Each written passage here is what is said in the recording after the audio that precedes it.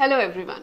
आज एक ऐसे टॉपिक पे बात करूंगी जो है तो बहुत बड़ा कंसर्न बहुत सारी यंग गर्ल्स का, लेकिन वो लोग ओपनली इसके बारे में बात नहीं कर पाते हैं। शाइंग या लैक ऑफ नॉलेज, ये प्रॉब्लम रहती है, इसलिए लोग वेजाइनल पिगमेंटेशन के ऊपर बात नहीं कर पाते हैं। स्पेशली आजकल की young girls, they want to wear trendy clothes, they want to have beach bodies, और उनको बड़ा कंसर्न रहता है कि हमारे वजाइनल एरिया में पिगमेंटेशन है, हम क्या करें। तो वो जाके कुछ ब्लीचिंग एजेंट्स खरीद लेते हैं और इस तरह की चीज़ें करते हैं जिससे कि डैमेज इंक्रीज हो जाती है। तो आज मैं आपको वजाइनल पिगमेंटेशन के बारे में कुछ फैक्ट्स बताऊंगी, वो क्यों एरिया वहाँ ज़्यादा डार्क हो जाता है उसके रीजंस बताऊंगी, और आप क्या कर सकते हैं वो चीज़ बताऊंगी। तो ज़रूर इस वीडियो को आप एंड तक देखिएगा।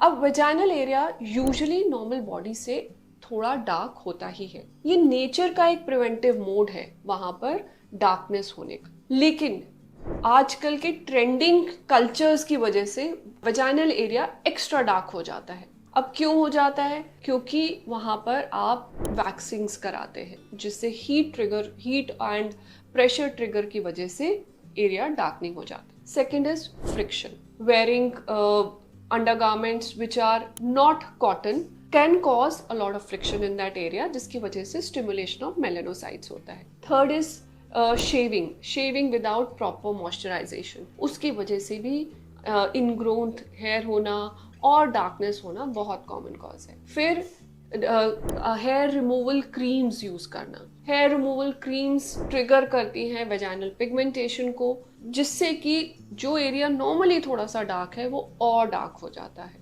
फिर टाइट क्लोथिंग पहनना, परफ्यूम्स यूज करना उस एरिया में, और वेजाइनल वॉशेस यूज करना फ्रीक्वेंटली, ये सारे ही रीजंस हैं वेजाइनल पिगमेंटेशन के। और स्पेशली जब मैरिज का टाइम आता है तो गर्ल्स बड़ी कॉन्शियस हो जाती है और ट्रीटमेंट्स को ऑप्ट करना शुरू करती हैं। पर आपको पहले क्या करना है? सबसे पहले आपको ये पिगमेंटेशन को प्रिवेंट करना है, और ये समझना है कि कभी भी आप ये नहीं सोच सकते कि वो नॉर्मल बॉडी के कलर से मैच होगा। That area will be always slightly darker, so respect that. उसको बिल्कुल भी आप क्लीन करने की कोशिश मत करिए। जो मैंने ट्रिगर फैक्टर्स या इरिटेटिंग फैक्टर्स बताए हैं उन पे थोड़ा ध्यान दीजिए। टाइट क्लोथिंग अवॉइड करिए, सिर्फ कॉटन पहनिए, आप वेजाइनल वॉशेस मत यूज करिए, आप वैक्सिंग्स मत कराइए, हेयर रिमूवल क्रीम्स मत यूज करिए, अननेसेसरी परफ्यूम्स मत लगाइए। Natural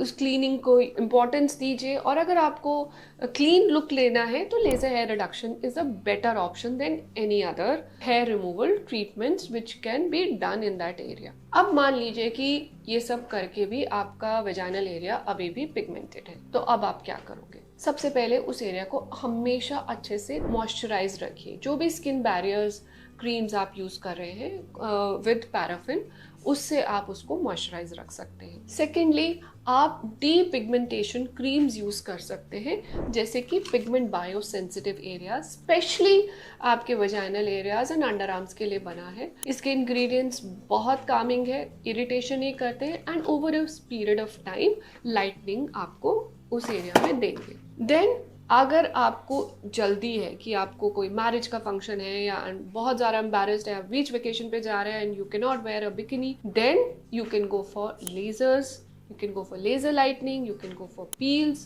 which are done under the supervision, and उसकी वजह से आपको लाइटनिंग इफेक्ट आएगा। पर ये भी over a period of time achieve होता है, ओवरनाइट कुछ भी अचीव नहीं होता। Vaginal pigmentation is definitely a concern, लेकिन उसके लिए ब्लीचिंग एजेंट्स यूज करना या ब्लीचिंग क्रीम्स यूज करना वो समझदारी नहीं है। स्लोली उसको प्रिवेंट करना और अच्छी जगह से ट्रीटमेंट लेना अंडर दी आपकी गायनेकोलॉजिस्ट के रेफरेंस के अंदर, वो सबसे ज़्यादा आपको हेल्प करेगा। तो ज़रूर इस चीज़ों को ध्यान रखिए और आगे हमें सपोर्ट करिए ताकि हम ये इन्फॉर्मेशन ज़्यादा से ज़्यादा लोगों को दे पाएँ, जिससे कि गर्ल्स गलत चीज़ें ना करें, गलत क्रीम्स ना यूज़ करें। मैंने कई बार देखा है कि वो लोग स्टेरॉइड क्रीम्स यूज़ कर लेते हैं और जिसकी वजह से वहाँ वेजाइनल एरिया में प्रॉब्लम ठीक होने की बजाय प्रॉब्लम्स बढ़ जाती हैं। तो कॉन्शियस रहिए और सही डिसीजंस लीजिए। Thank you so much for watching this video.